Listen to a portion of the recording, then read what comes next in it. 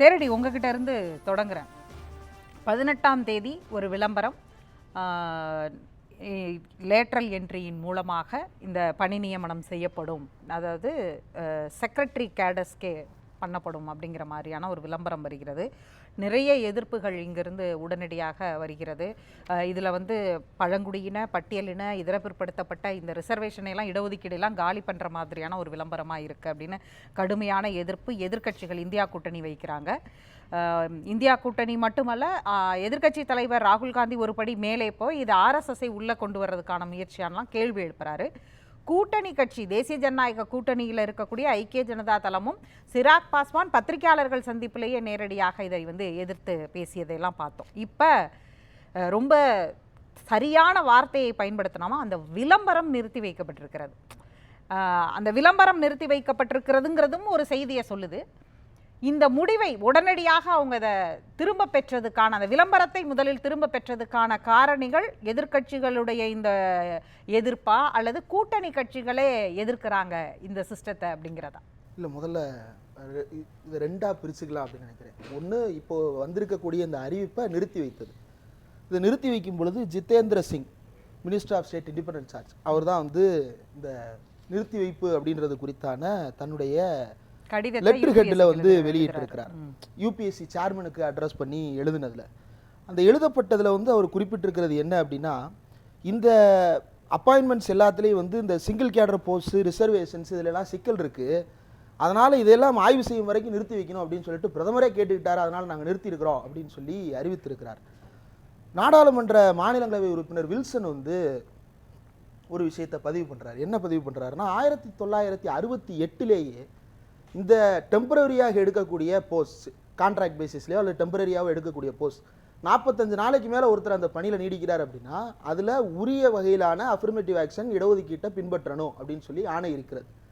ரெண்டாவது, இவங்க வந்ததற்கு பிறகு 2018லேயும் கூட அது ரீஐட்ரேட் பண்ணியிருக்கிறாங்க, இந்த ரிசர்வேஷன் அப்படின்றத பின்பற்றணும் அப்படின்னு. ஆனால் அது பின்பற்றப்பட்டதா அப்படின்றது தான் கேள்வி. அது பின்பற்றப்படவில்லை.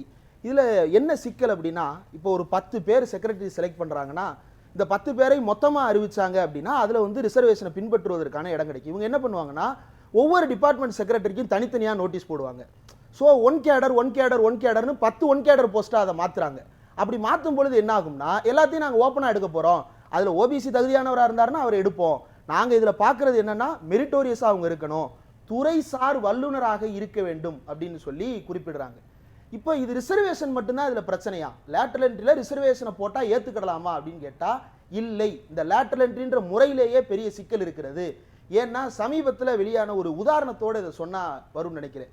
என்ன பொறுப்பு இவங்க குறிப்பிடுறாங்க அப்படின்னா, எல்லாத்துக்கும் துறைசார் வல்லுநர்கள். யூபிஎஸ்சி அப்படின்றதுல எல்லா துறையிலும் மாஸ்டர் ஆஃப் ஆல் ஆர்ட்ஸை தான் தேர்ந்தெடுப்பாங்க. அதனால தான் ஜாகிரபி, ஹிஸ்ட்ரி, பாலிட்டி எல்லாத்தையும் படிக்க வச்சு தேர்ந்தெடுத்துட்டு வர்றாங்க. இப்போ ஒரு தனிப்பட்ட விவகாரத்திற்கான ஒரு அதிகாரி தேவைப்படுறாருன்னா நாங்கள் வெளியிருந்து ஆள் எடுத்துக்கிறோம் அப்படின்னு சொல்லிட்டு மக்களையும் இந்திய அரசியலமைப்பு சட்டம் வழங்கிய யூபிஎஸ்சின்ற ஆணையத்தையும் இவர்கள் இழிவுபடுத்தும் வேலையில் ஈடுபட்டிருக்கிறார்கள்.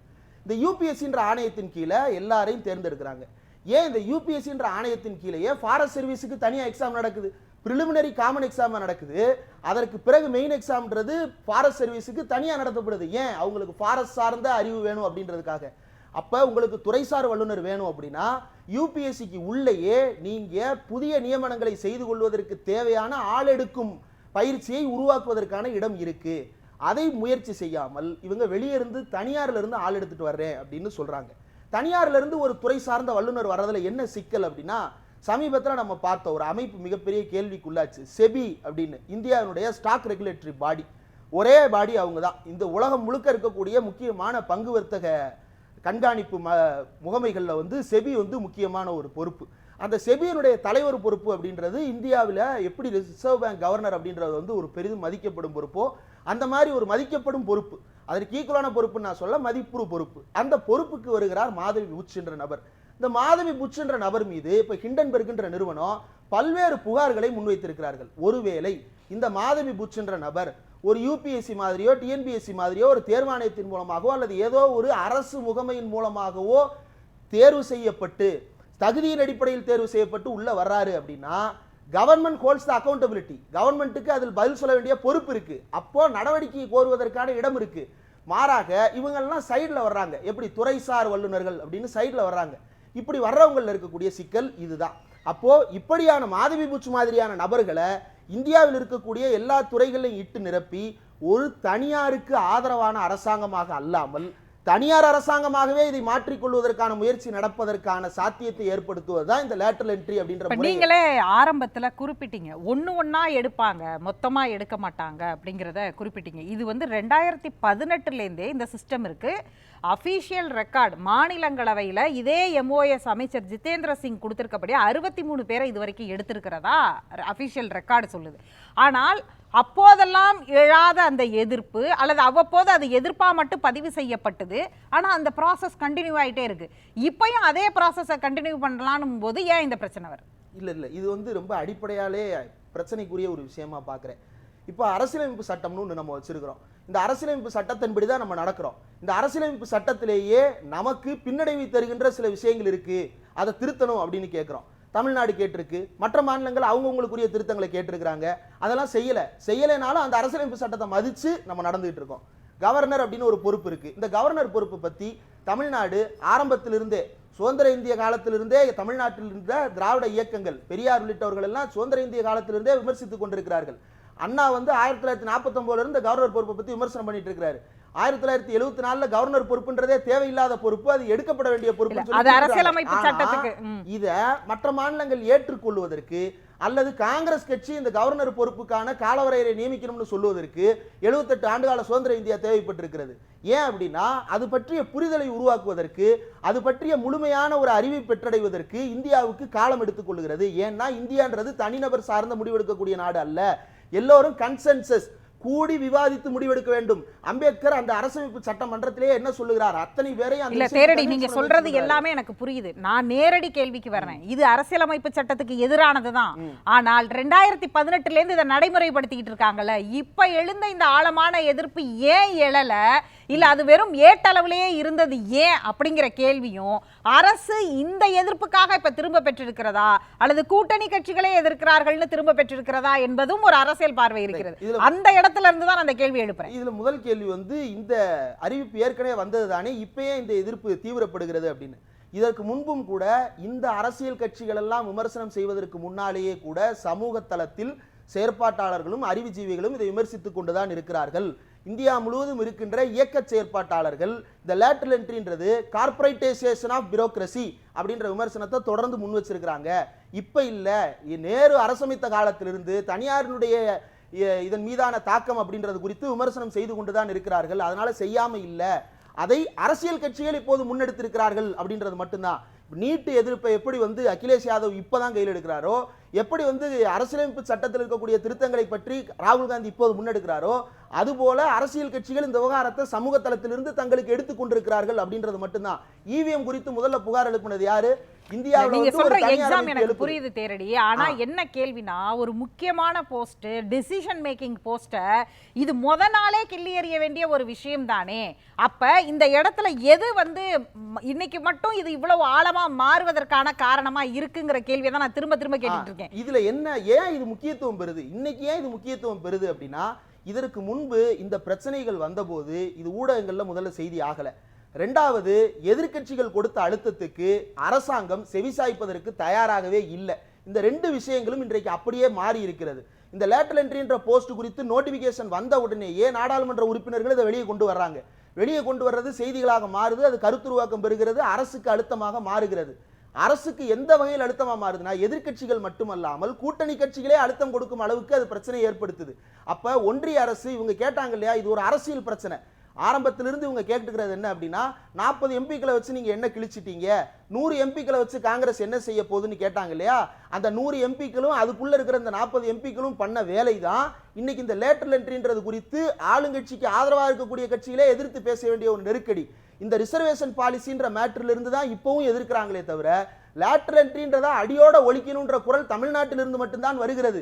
இந்த பிரச்சனையை இன்னைக்கு ராகுல் காந்தி பெரிய அளவுக்கு எழுப்பி இருக்கக்கூடிய முக்கியமான புள்ளி ஆர்எஸ்எஸ் இன்ஃப்ளூயன்ஸ்ன்றது. நான் ஒரு வரியை படிக்கிறேன். ஜிதேந்திர சிங் அந்த லெட்டர்ல பிரீத்தி சுதன் அதாவது யூபிஎஸ்சி சேர்பர்சனுக்கு எழுதின லெட்டர்ல சொல்லப்பட்டிருக்கிறதா குறிப்பிடப்படுது. Singh wrote for the prime minister reservation in public employment is a corner stone of our social justice framework designed to address historical injustice and foster inclusion. அதனால தான் நாங்க வந்து இதை இப்ப வித்ட்ரா பண்றோம் அப்படிங்கிற ஒரு காரணத்தை அவர் சொல்றாரு. இப்ப இந்த காரணத்துல அடிப்படையில் இருக்கக்கூடிய பிரச்சனையை நம்ம வாசிக்கும் போதே புரியுது. என்ன புரியுது அப்படின்னா, இத உண்மையிலேயே லேட்டரல் என்ட்ரில ரிசர்வேஷன் பிரச்சனை இருக்குது அப்படின்னா கேபினெட்ல டெசிஷன் எடுக்கிறாங்க. இந்த செக்ரட்டரிஸ் எல்லாரையும் நம்ம அப்பாயிண்ட் பண்ணிடலாம், கேபினெட் டெசிஷன் இல்லாம வரப்போறது இல்லை. கேபினெட்டுடைய கன்கரன்ஸோட வரும் பொழுது அப்ப பிரதமர் மோடிக்கு இது உரைக்கலையா, இது ரிசர்வேஷனை ஸ்கிப் பண்ணுது, சிங்கிள் கேடர் போஸ்ட்ல ரிசர்வேஷன் கொடுக்க முடியாதுன்னு சொல்றது ஓபிசிக்களை வஞ்சிக்குது, எஸ்சிக்களை வஞ்சிக்குது, எஸ்டிக்களை வஞ்சிக்குதுன்றது அப்போது மோடிக்கு உரைக்கலையா? அப்ப எப்போ உரைக்குது? ராகுல் காந்தி கத்துனதுக்கு அப்புறம், அகிலேஷ் யாதவ் கத்துனதுக்கு அப்புறம், முக ஸ்டாலின் கத்துனதுக்கு அப்புறம், கூட்டணி கட்சி கத்துனதுக்கு அப்புறம் உரைக்குது. அப்படின்னா அவருக்கு இன்பில்டா இந்த ப்ராசஸ் குறித்த புரிதல் இல்லைன்றதுதான். உண்மையில் இவர் வந்து ரிசர்வேஷன் குறித்து கவலைப்படுறவரா இருந்தா 2018 இருந்து போஸ்டிங் போடுறாருல, அப்போது இருந்தே இவர் ரிசர்வேஷன் குறித்து இதுல பிரச்சனை இருக்குன்றதை தெரிவிச்சாரா? தெரிவிக்கலையே. அப்போ இது அவர் உருவாக்குற சிக்கல் இல்ல, அவங்க பிரச்சனையை உருவாக்கணுன்றதுக்காகவே இந்த திட்டத்தை செய்துவிட்டு இப்ப எதிர்க்கட்சிகள் விமர்சனம் வந்ததற்கு பிறகு பின்வாங்க பார்க்கிறார்கள். அதற்கு வந்து அவர் கொடுக்குற அழுகை காரணம் தான் வந்து என்ன அப்படின்னா, இந்த ரிசர்வேஷன்ஸ் பத்தி மோடிக்கு கவலை இருக்குன்னு. இதே அறிக்கையில, இந்த அறிக்கை வந்து யார் பேர்ல வெளியாகுதுன்னா மேடம், டாக்டர் ஜிதேந்திர சிங்னு போட்டு அவருடைய எல்லா பொறுப்புகளும் லிஸ்ட் பண்ணியிருக்கிறாங்க.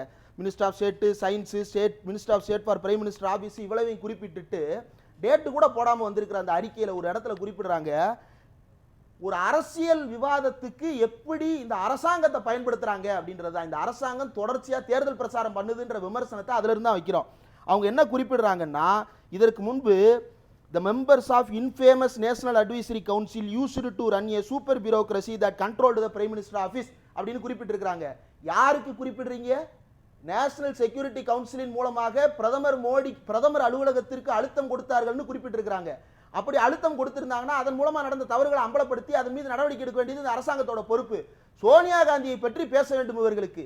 அப்போ அரசாங்கத்தினுடைய சிம்பல் போட்ட ஒரு இதுல இவங்க சரி, இப்ப நீங்க சொல்றது இத வித்ட்ரா பண்ணி இருக்கிறது அப்படிங்கிறது வந்து 4 மாநில தேர்தல் வருகிறது, அதை காரணம் வைத்து வித்ட்ரா பண்றாங்கன்னு சொல்ற வரீங்களா? 4 மாநில தேர்தல் மட்டுமல்ல, இந்த அரசாங்கம் இதுவரை கொண்டு வந்த எந்த மசோதாவையும் நிம்மதியாக நிறைவேற்ற முடியாத ஒரு நிலை ஏற்பட்டிருக்கு. ஏற்கனவே வக்பு வாரிய சட்ட திருத்த மசோதா கொண்டு வந்தாங்க, ஜேபிசிக்கு அனுப்பப்பட்டிருக்கிறது. இதற்கு முன்பு ஜேபிசிக்கு எத்தனை மசோதாக்களை கடந்த 10 ஆண்டுகள் அனுப்பியிருக்கிறாங்க? ஒரே ஒரு மசோதா போயிருக்கு.